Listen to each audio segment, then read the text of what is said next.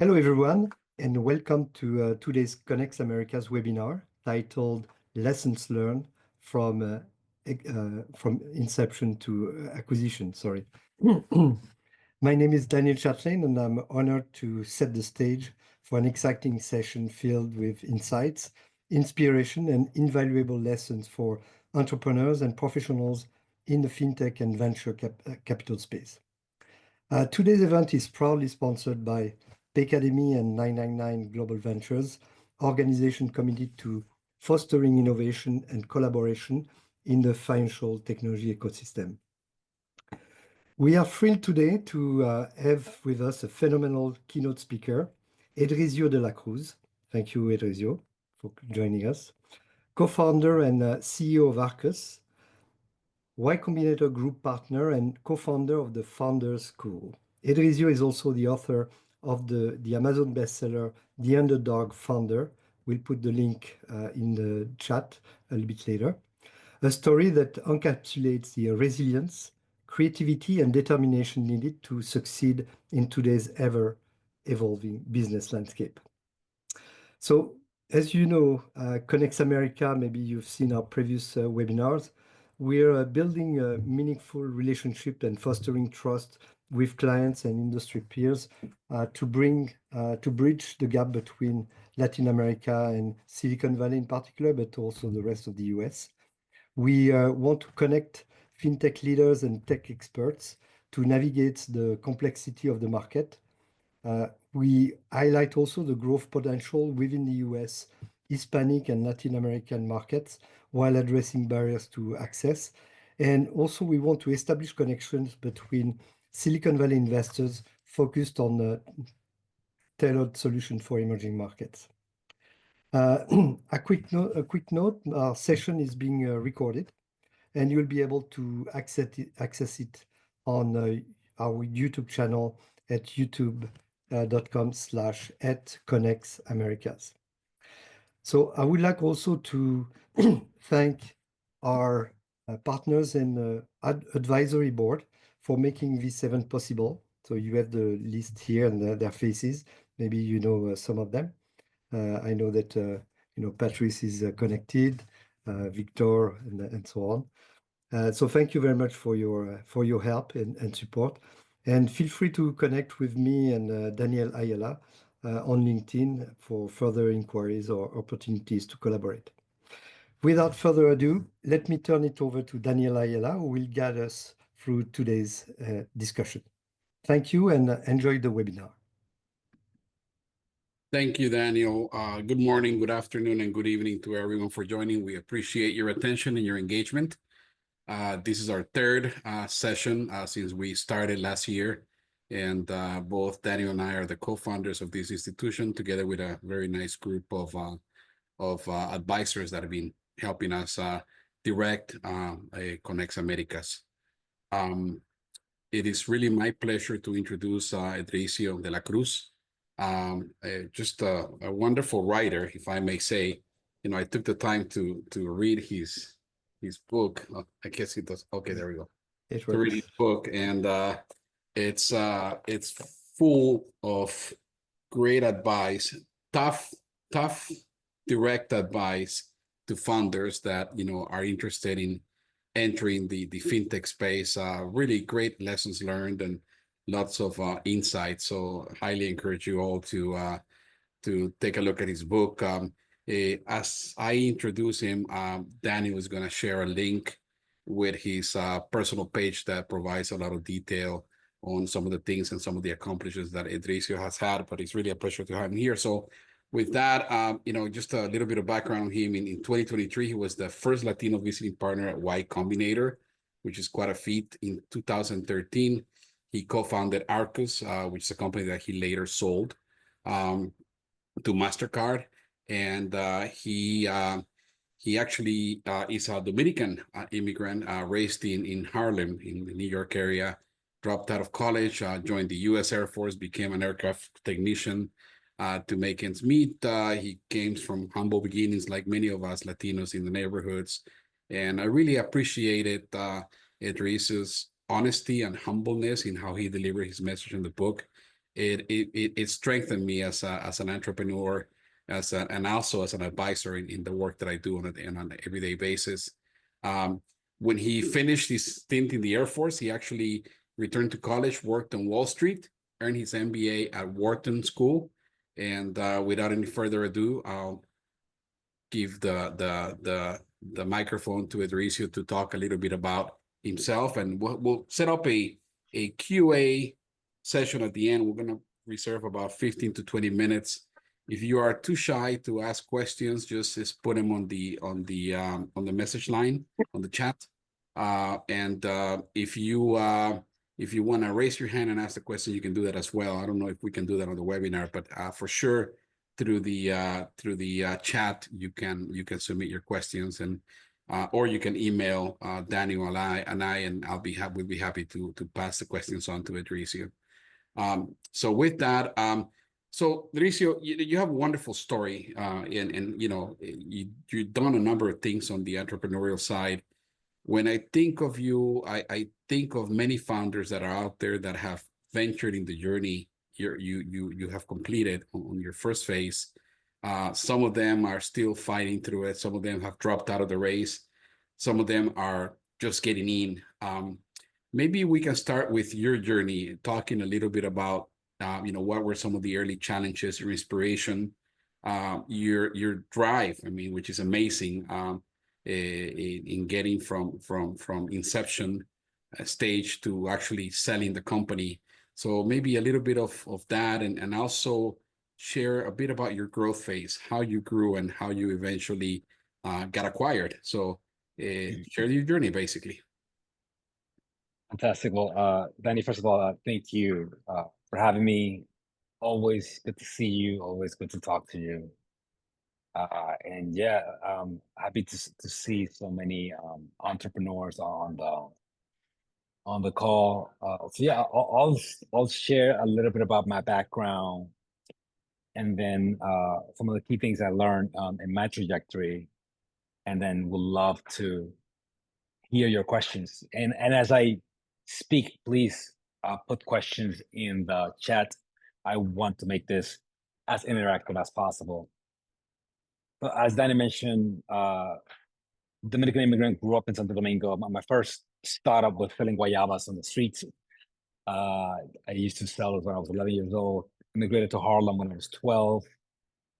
Harlem in the 90s was not what it was today.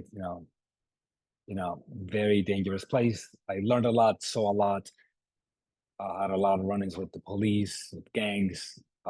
Lost some friends, but gained new perspective. I joined the Air Force at age 18. Dropped out a year later to become an aircraft mechanic, and I did that for the next 6 years of my life. That was my entire world was becoming an aircraft mechanic. So I was a blue collar worker for a good chunk of my life by the time I was 24, 25, and decided to go back to college when I was about 22. So I wound up doing college and working as a mechanic at the airport overnight. So I worked midnight shift, and I did school in the morning. And the more I went to school, the more drive I collected, the hungrier that I got, but I didn't have a specific direction. And that's when I started learning about investment banking. And what kind of struck me about investment banking was the fact that it was just an environment of successful people. It wasn't so much about the money or the prestige. It was more about being surrounded by successful people. But of course, they didn't have room for a little Dominican kid with an accent. But didn't matter. Kept knocking on every door. Got rejected multiple times. Wound up making the jump into investment banking, JP Morgan. Then ultimately made the transition into business school. I wanted to go to an Ivy League, and I got the opportunity to go to the Wharton School, where I quickly felt kind of out of place, and intimidated. But it was great because I was surrounded by really smart people, and it's easier to learn when you're surrounded by people who are smarter than you. After I finished school, I was very motivated to try something new. I had spent the last 5 years in finance, and I wanted to work on something very meaningful. And that's when I started thinking about remittances. as I said earlier, I had grown up in the VR, very humble. I grew up receiving money from my dad, who just passed away a couple of months ago, and I was just kind of flabbergasted by the fact that the process of remittances had not evolved from the point I had immigrated to the States to when I had finished business school 20 years later. So I decided, why can I change it? So I decided to build a company to go and change it, called Regali. In 2013, we applied to every accelerator, got rejected by every accelerator, applied to one, the last one that didn't reject us. And luckily that one was Y Combinator in Silicon Valley. For context, there's about 1,000 unicorns in the world. Y Combinator has incubated 10% of them. So 1 in 10 unicorns at YC. Companies like Coinbase, Airbnb, DoorDash, Stripe, the list goes on and on, have all come from YC. And even back then, it was already a known brand. So I knew that I was in for quite an experience. The minute that I got in there, I quickly felt out of place again. I was definitely the dumbest person in the room, let me tell you that. And just for context, they break you down into groups of 5, and one of the companies in my group was a company that ultimately became DoorDash. So it was incredible to be surrounded by that level of entrepreneur. So you quickly saw that the bar was not here, but it was here. And when that happens, you can either get scared and step back, or you can rise up to the challenge. And we definitely did the latter. We came out of there, wound up raising a big seed round, $3 million, but wound up pivoting because the model that we initially had just did not work. So we wound up doing our first pivot and wound up, cutting the team in half. And that included my own brother. It's very painful. But after that, we had pivoted into another B2C model. And a year later, had to pivot again because we got subpoenaed by the New York State Banking Department because we were doing things without being licensed in the New York State.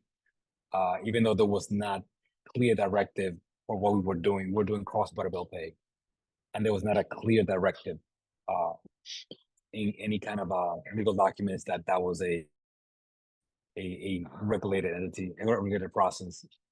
We got subpoena, and we quickly changed the model, and we had to pivot again now into B2B. And we decided to change the name of the company because we no longer want to associate it with the previous brand, from Regali to Arcus. And we started really growing and scaling. And in 2017, we were ready to raise our Series A. So Series A is typically between $10 and $20 million. You're doing $1 to $2 million of revenue. And we had met all the metrics.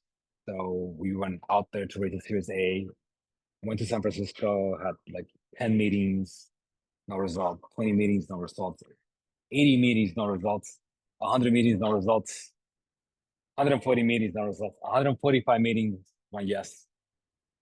And I remember like it was yesterday, I got my first yes, with a term sheet, $10 million term sheet from a big bank in the US. And I just got married. Like, what more can a guy ask, right? I've never seen a term sheet for that amount, and I was really excited. But those term sheets are non-binding, and they are subjected to a 2-month due diligence. So as time went on, the bank started asking more and more questions, and we noticed that they were a little bit more hesitant. And with 3 days left to close, I was actually scheduled to go to a conference in Phoenix in September 2017 to announce the deal I had with the bank and the financing. And I got a call on my cell phone, and it was my representative from the bank telling me that they no longer were going to do the deal. And I could not believe it. Like the rug had been pulled from under me. There was zero explanation given. It was just, we're a bank that's within our We don't need to tell you that. Zero feedback, no context, just we're not going to do the deal. Meanwhile, I had a staff of about 30 people, all salaried employees, and we have about 3 weeks of runway. So I had to get on a plane, go to Phoenix, and a trip that was originally a celebration trip quickly became a desperation trip. I talked to everybody that would talk to me. Everyone said maybe, no, or hell no. One investor said, could work, but you got to meet my partners in Mexico. So from Phoenix to Mexico, I decided to take the first flight out that evening. And if any of you can remember what happened in Mexico around September 2017, there was an earthquake. That was the day that I was flying. And as I was flying, the pilot announced that we were going to have an emergency landing at Mexico City Airport. And we did. And luckily, we were okay. But my meeting was canceled. All my meetings were canceled. And I remember calling the investor, telling him, listen, I need to still meet. And he was, obviously his mind was not in meeting. Mexico went through just a terrible earthquake. But in my mind, I was like, I will not get on a plane until I have a resolution for this. I will not face my team until I solve this problem. Lo and behold, I just stuck around. I stuck around until they gave me a meeting. They gave me a meeting. It was my first meeting in Spanish, and sure enough, by the time I got back to the airport, they had called me and they were in for 3 million. That's all I needed. You can get many no's, but sometimes all you need is one yes. And I took that one yes and was able to get another 5 million committed and wound up raising an $8 million A. And after that, we were kind of off into the races. A few years later, in 2020, we were growing and scaling. We were ready to raise a Series B. Series B typically is between $20 and $40 million. You are giving up around 20% of the company. And you should be doing between $5 and $10 million in revenue. So again, we had kind of checked all the boxes, and we were again ready to raise our Series B. But my wife was expecting, so I told her, like, come with me to San Francisco. We flew over to San Francisco, rented an Airbnb. I would take meetings during the day, stay with her at night. And after a couple of weeks had passed, March 2020 came. I remember we were getting her sonogram, and the doctor just kind of paused, and she told us that we couldn't find a heartbeat, lost the baby. And was devastated, really was struck with like grief, but we couldn't even respond to that because the very next day, the president of the U.S. made an announcement that was a national state of emergency. And we decided, well, we're going to leave the country, and I need my wife to be surrounded by people by a whole community that cares. So let's just go back to the DR. So we left in San Francisco in the middle of the night, left their Airbnb just empty, and landed in Santo Domingo like 2 days later because he had to do a bunch of flights. And that was my reality now. I had to go raise a Series B from my wife's mom's house in Santo Domingo. Was having a bunch of calls, but at the same time, things with my co-founders were not great. I thought that it had taken us way too long to raise a Series B. I had made some calls product-wise that had not panned out. So conversations led to arguments. Arguments led to just fights that had not been for Zoom, it would have been physical. Like, I'm pretty sure, like, it was at that level, like the degree of animosity and tension was through the roof. And I wound up kind of having to part ways with one of my co-founders, who was like one of my best friends. That was heartbreaking. And my other co-founder just wanted me out of there. And I also was sick with COVID, and I had just lost my grandmother to COVID. So all of these things happening at the same time really kind of like just almost pushed me to the brink of like mental collapse, like pushed me to the brink. You know, I had not known what depression was up until that point. Like I'm a fairly resilient individual, but that was it really took a chunk out of me. Like I did not want to get out of bed for days, weeks.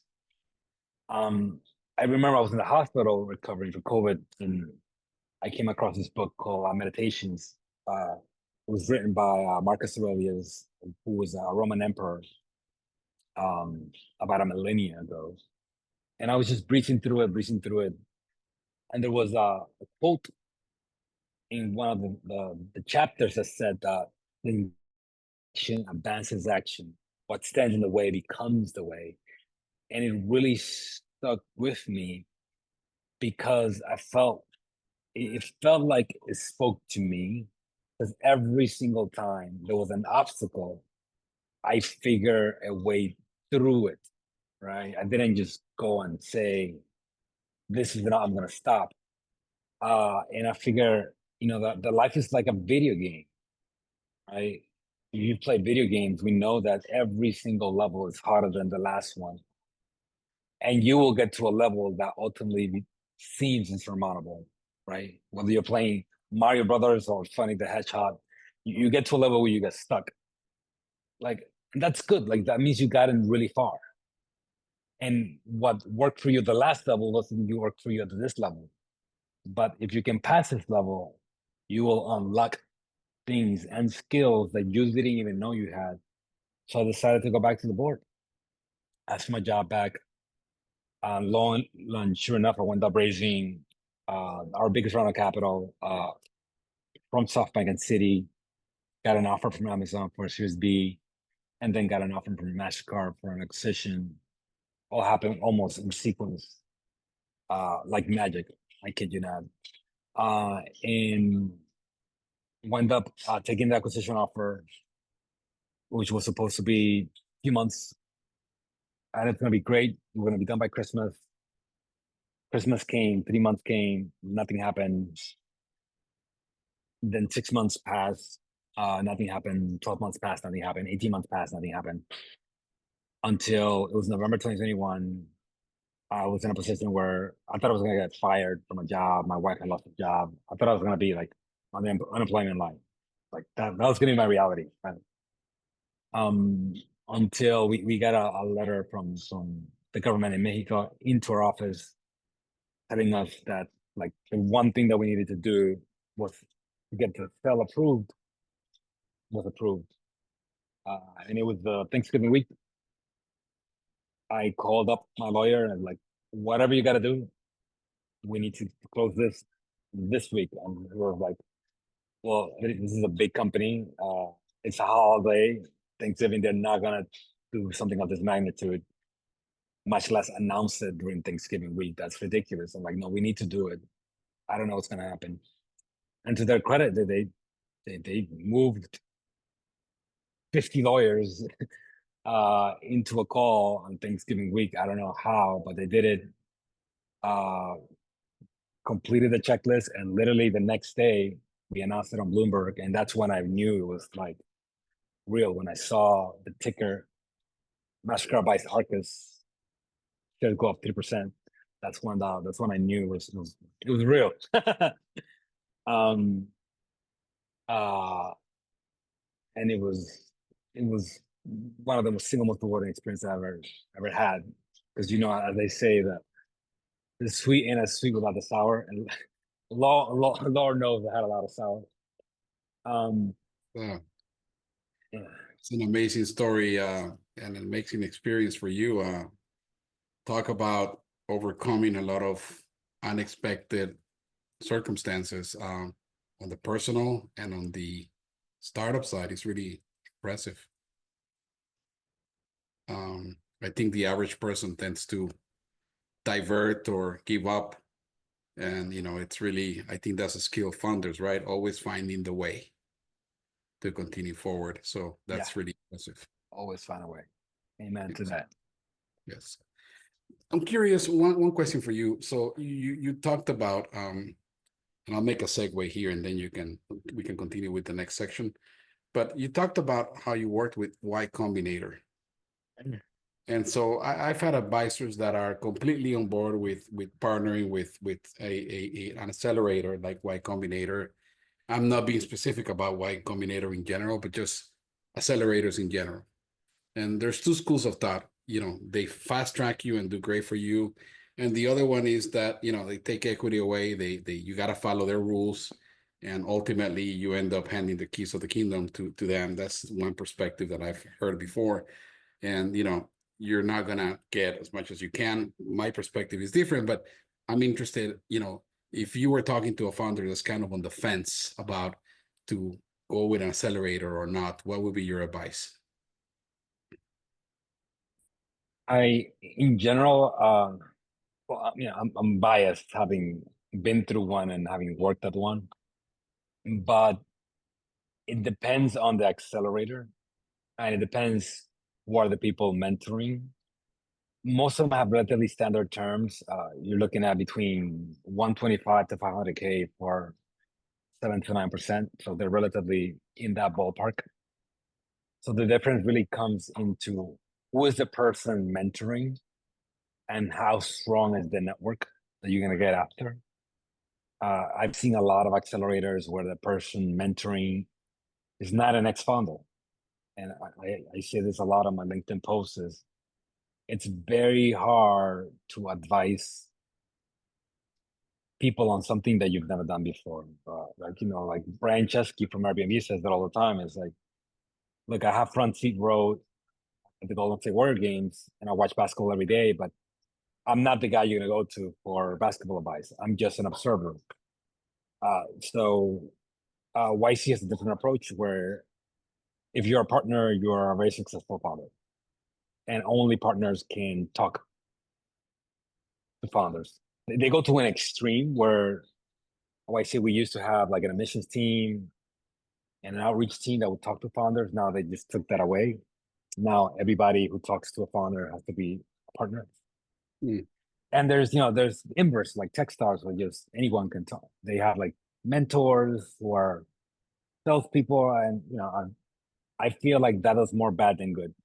That they give you advice that sounds good, but it's not. So, and everything stems from that. Like, so Yeah. if you have that, you're gonna have a very strong community. So I would just think through that. So like the Yeah. terms are the same, it's just the people are different. Yeah. Another question on that kind of a topic of discussion among founders.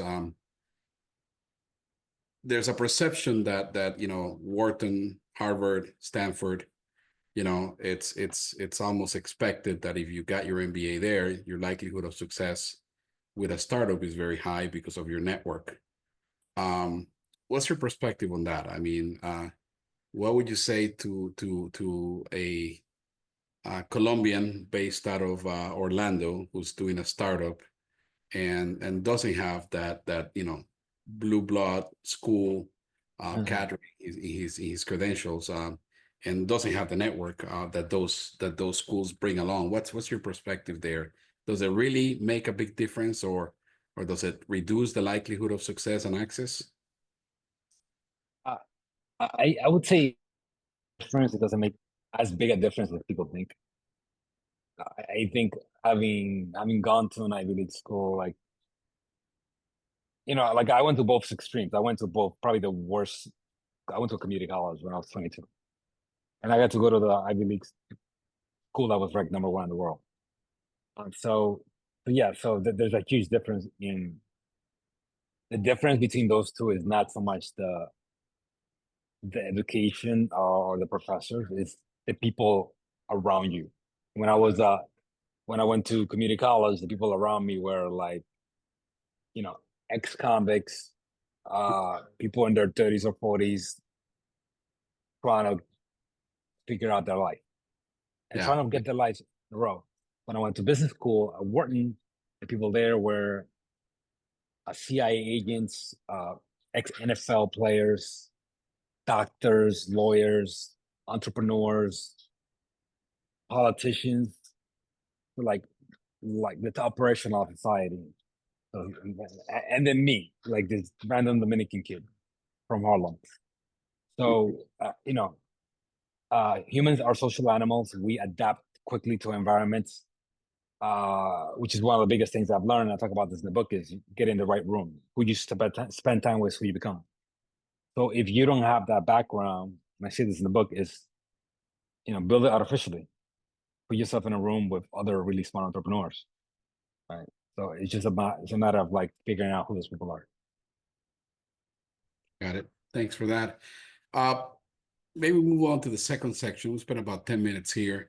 And it's talk a little bit about your sort of your biggest learnings and sort of lessons learned along the way. What were your, you shared some of them already in your journey, but what are things that you would have done differently, and things that you probably would have done in addition to what you already did, your prior startups, things that you missed out on that you now look back and say, I should have done it this way or that way. There are people who struggle always looking back, and there are people who never look back.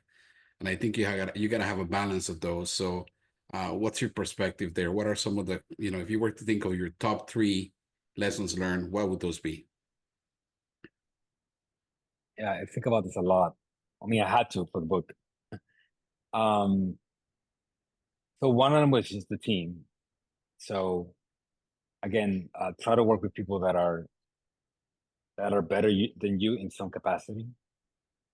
Try to bring people who are not guest people, who work challenge you, and people who compliment you, and put you outside of your comfort zone. In the sense of tech, like a team that's more tech than less tech, like more technical than less technical is always better. And my first startup, that was a mistake. We had more business people than technical people. The other thing I would say is assume that you don't have product market fit until you don't think about it. Like be very kind of militant about it.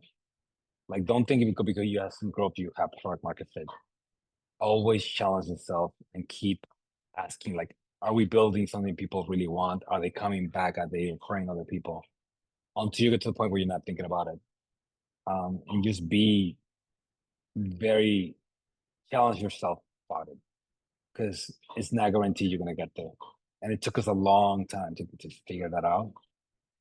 And the other thing, this one's kind of weird because I'm in my second startup now, and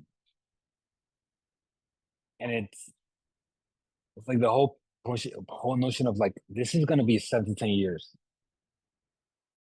To like, you can pause every now and then. You can go really fast and pause. And I just went like 100 miles an hour, and I just wound up getting burned out. So like it's very important to kind of like take those pauses. I make sure that other people take those pauses, so you can kind of take a step back, breathe, think about things differently, and come back. And I think that's just a smarter way of building a company than doing what I did. Yes, that's helpful. As you went through these, managing the expectations of investors and keeping true to your vision and mission versus what investors sometimes tend to do, which is try to delineate what you should be doing, because of their perspective on your business model. How do you balance that? Yeah, we had quite a lot of investors. We wound up raising about $25 million. We had Andreessen Horowitz, YC, Kapor Capital, Winklevoss, Initialized. So we had a lot of smart people on the cap table. And a lot of the advice is really good. Obviously, these people are the top 1% investors in the world. A lot of their advice is really good, but ultimately it is only advice. I mean, you're the captain of the ship. You have to take all the information. You have to figure out what's useful, what's ignore, what's not, and then you have to recommunicate that to investors. I think investors just want to know that they've been heard.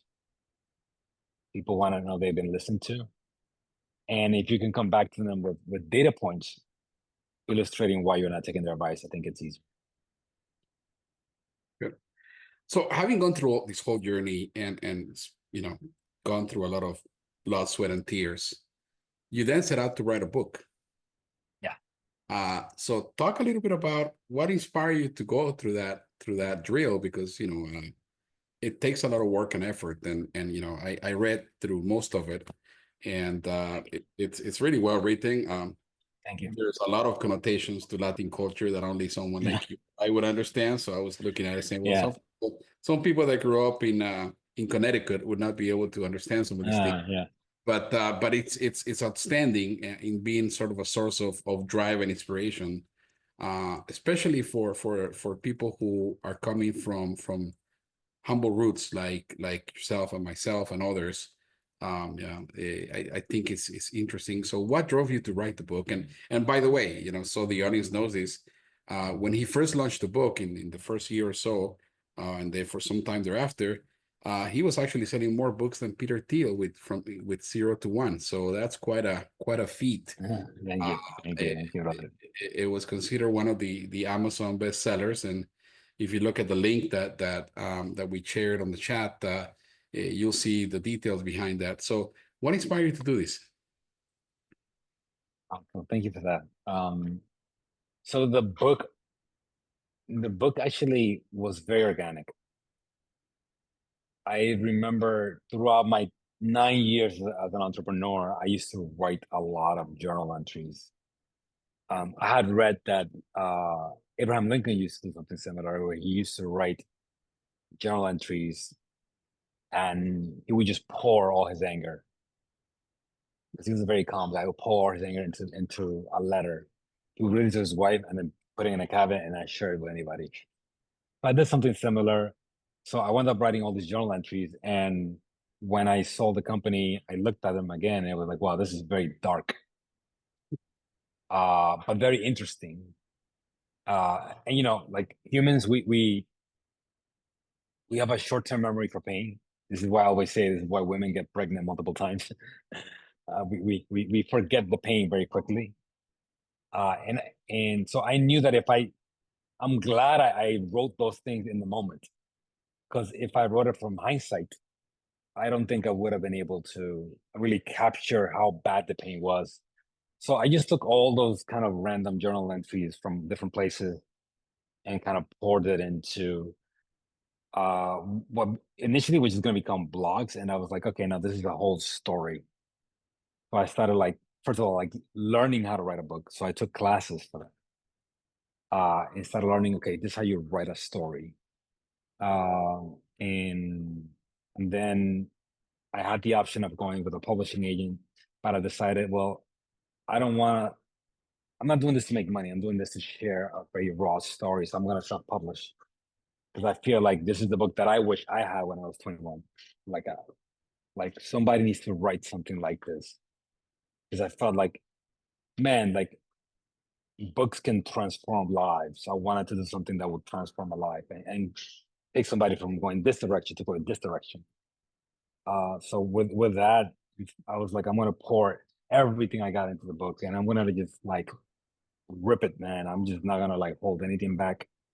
And if it's the last thing I write, let it be something that I'm proud of, right? If something happens to me and that's the last thing that I have on this earth, let it be something that I'm proud of. So that was my approach, and thankfully people reacted well to it. Yeah, I read your last section, the conclusion, twice, because it was very strong. It just kind of put it all together for someone who's a founder, and it was really thoughtful and inspiring. Let me ask you one more question about the book. So I'm sure you look back at what you wrote and what's out there. How much of this experience do you think has made you a much stronger founder in what ways has it made you a stronger founder? I know you're working on something, and I'll let you to the level that you're comfortable talk about on what you're working on, because I know it's not something you are widely open about, but I think it's important for people to know that you're onto something new, and people like myself and others are trying to support you on that in different ways with knowledge, contact network, or money, right?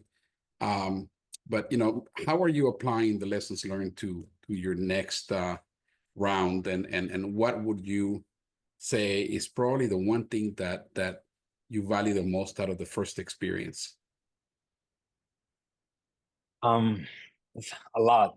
And I think for me it was different than most entrepreneurs who go from company one to company two, because I had the opportunity to go to YC and then get to interact with other founders who also like were successful, and I quickly learned from when I went to YC and I worked with other group partners. I learned that the degree of pain I experienced is not unique. Like, I'm not alone. Like, it's quite common. It's quite common. Like, I've heard people having panic attacks and having to go to the hospital and having depression. So it was like, thought of bingo, basically. Tell me all the symptoms you've gone through. And then I got to write the book. And so that even became more introspective. So I was very self-conscious of my mistakes, subconscious of how to adapt to the market.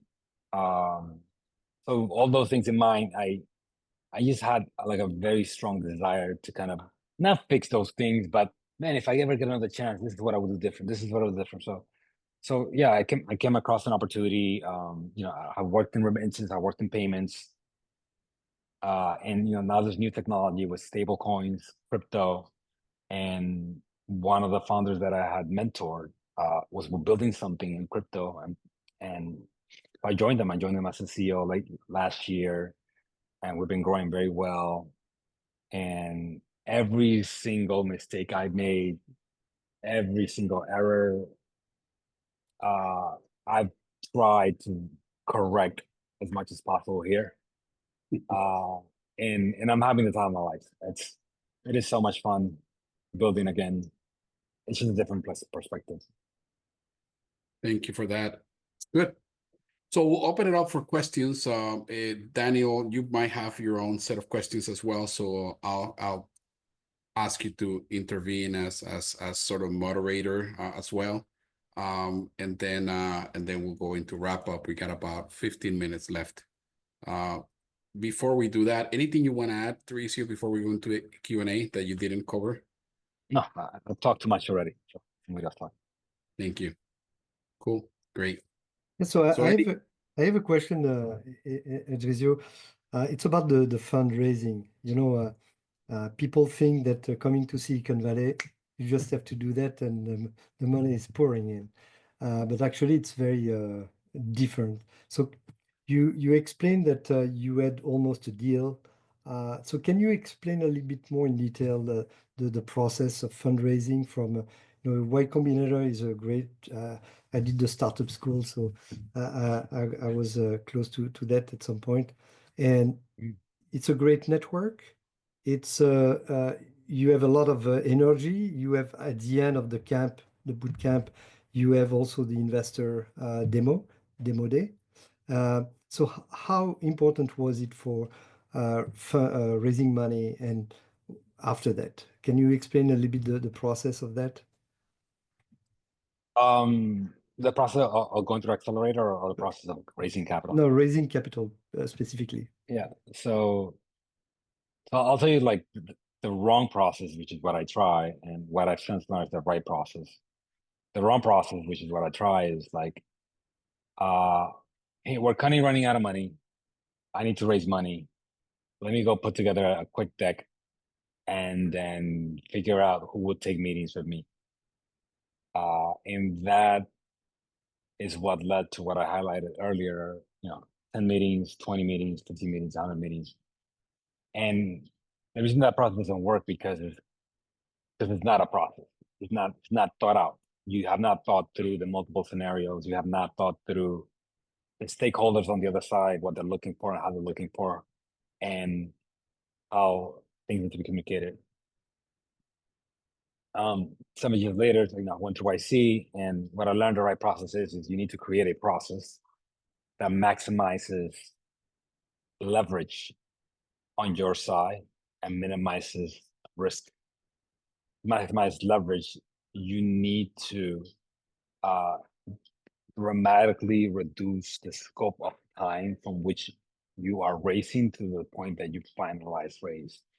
Time is your enemy as a founder. The more you're out there, the lower your chances.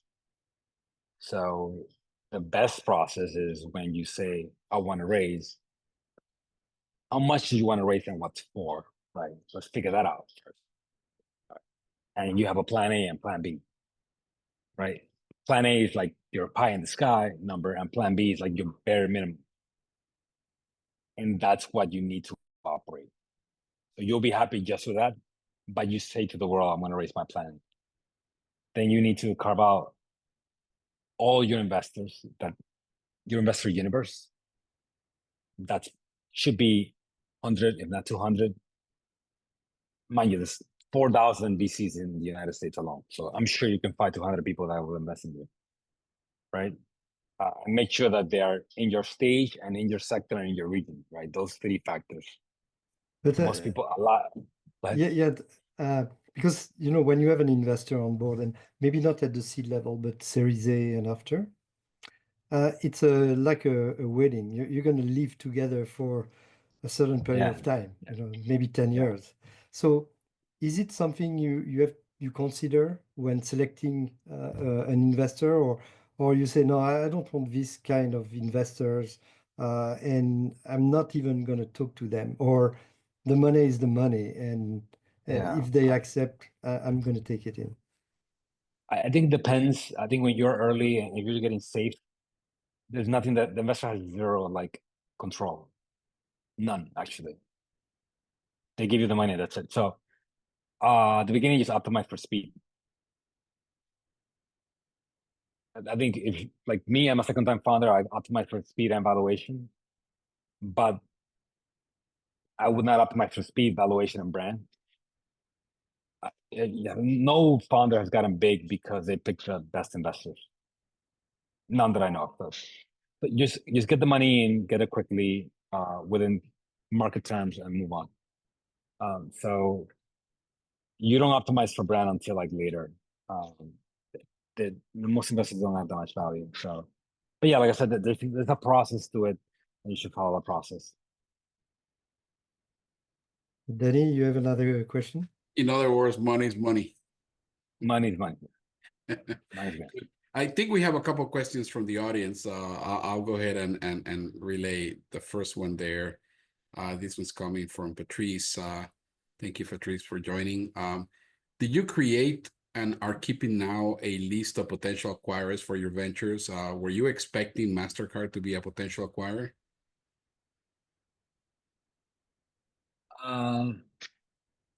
No, when we were in 2020, the business was doing pretty well, and we were not looking to sell.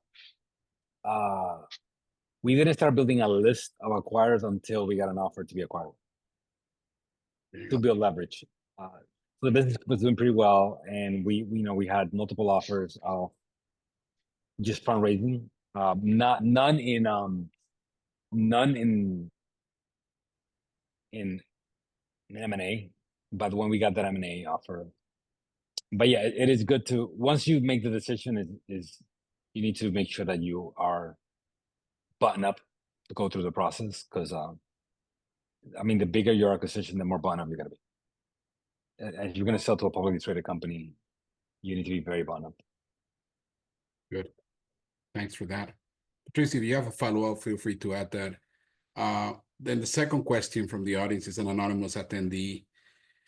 You pivoted from Regali to Arcus, B2C to B2B. What business approach is more challenging and why? on these fronts, raising funds, building the technology, consumer acquisition strategies, etc. So again, you pivoted reality from B2C and B2B. What business approach is more challenging and why on these fronts, specifically raising funds? That's a good question. So the business that I just joined was B2C, and I told them you need to pivot to B2B. That's partly personal because I feel like I'm better at selling to businesses than selling to consumers. And both have challenges, right? But with B2C, the challenge is, of course, you got to attract customers. If you're in fintech, especially cross-border, it's challenging because most of the customers are not tech savvy. You're prone to errors. You're prone to fraud. A lot of fraud. And it's hard to retain customers and expensive to acquire them. If you're B2B, it's hard to attract, but there's a high ROI per every customer, and you're not exposed to fraud because that's on the B2C side. You're exposed to regulations, but if you can focus on that, then you can do a good job. So I think a matter of personal preference. I'm a B2B guy. I'm an infrastructure fintech guy through and through.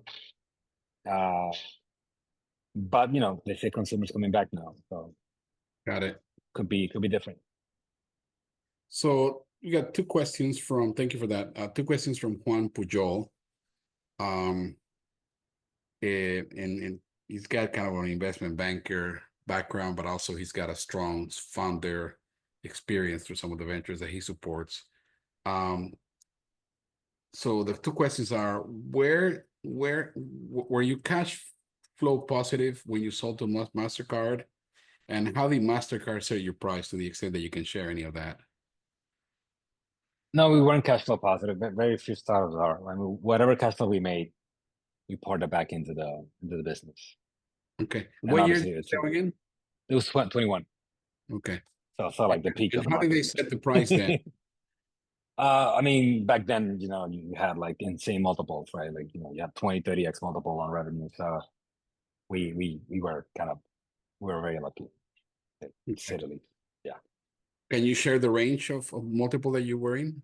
I mean, we were in that range. Okay, got it. But I have a very tight NDA. Somewhere between 20 to 30, you said? X multiple. X multiple. Okay, got it. Yeah, 20, 30. That was the market multiple, and Okay. whatever revenue we were making, we got a pretty handsome multiple on that. Great. We got 4 minutes left before we wrap up. I have another question, if I may, Danny. Yes. So, which is very specific to the fintech and payments world. You can do B2B enterprise solution. It's pretty easy. You just integrate your software and you're done. But with payments and when you move money, you have a whole set of compliance associated. And when you're a startup, you may not have all the compliance that a bank that you need to partner with requires. So can you explain a little bit how you manage to start and move money but get banks to accept your solution? Very long story. A lot of that I cover in the book, but I started the wrong way, which is try to circumvent compliance, which almost landed me in Yale. Chapter 4 and 5 of the book. Then pivoted to just providing B2B bill pay to banks in Mexico. And we decided to get an MTL in Mexico in order to move the money, and ultimately added what's called an IFPE, which is like an e-money license, like a banking license for fintechs. And we went from like being compliance allergic to kind of compliance center, like from not getting any regulations to getting all of the regulations. Being very buttoned up, like became PCI level 1, became SOC type 2, ISO 2700, like every single certification you can think of. So we just became a very button-up organization, scaled up to like 110 people, 200 customers, worked at like 90% of the banks in Mexico, most fintechs, most retailers.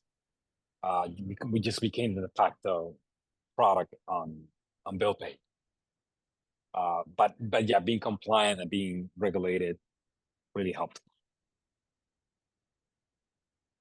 And now when you talk about your new company, maybe without disclosing too much, but Yeah. you have the movement of money and you have the crypto side. I'm on the Yeah. board of a company. We do tokenization of assets, so I know the requirements that we have to face to be able to be SEC compliant in this particular case. But so how do you manage the compliance side in this environment? Yeah, no, we're an MTL, right? So we have a crypto license as well. But as stable coins are still a question mark when it comes to regulations, our approach is that we try to get ahead of it. We try to be as compliant forward as we can be, and try to treat it as if it was already regulated. Like if stablecoin was a regulated currency like fiat, how would it look like? And that's how we're operating with. And I think that would give us a kind of a moat and strategic advantage over anybody else that's not ready when it comes, because we do believe it's going to come. It's just a matter of. Perfect. Okay, we're at time. I'll just, before I close, I'll just restate something, a quote you stated, which is very powerful. It's on page 200 of your book, right at the end. And you know, it's preceded by this paragraph, which I think is worthwhile reading. Finally, take all the punches in stride. No one expects to exit the ring without a single scratch or bruise. You won't grow your startup without fighting through some obstacles. Consider every impediment to action as an honorable, worthy opponent here to hone your strength. When Marcus Aurelius said, and this is the quote, "What stands in the way becomes the way," he may not have been thinking about fintech startups, failed term sheets, and M&A due diligence, but that's the one line that helped me return to the fighting surface after a cascade of blows that nearly put me under. And that's really strong. I mean, Wow, man. Wonderful I get quote, shivers. wonderful Shivers. experience. And I'm sure it brings back a lot of good and sour memories, but look at Yeah. where you landed. So a lot of respect Thank you. to Appreciate you, it. and really appreciate you joining. Anything you want to leave us with today? And there's the link to your outstanding book. Any final one-liner statements that you want to share with the group and you want to leave us with? No. I mean, I'll share my LinkedIn. Please contact me if you have any questions. I'm always happy to help. I love helping founders. Thank you, Deriso. You've been very generous with your time today. We appreciate it. Thank you so much, Danny. Okay. And I'm Cheers. going to close Bye. the session. So I put in the chat the link to your book. So if people want to take a look and even buy it, it's easy. Okay. And remember also we recorded the session, so it will take us a few days before it's available. But you can go to youtube.com/EdConnectsAmericas and you will get access to the whole webinar. And here is also our contact information if you need to. If you want to participate or help us in our mission. So thank you. Fantastic. Thank you, Edrizio, again for an insightful lessons learned on your journey. Thank you again. Thank you so much, guys. Appreciate it. Thank you. Cheers. Bye-bye. Bye. Bye-bye.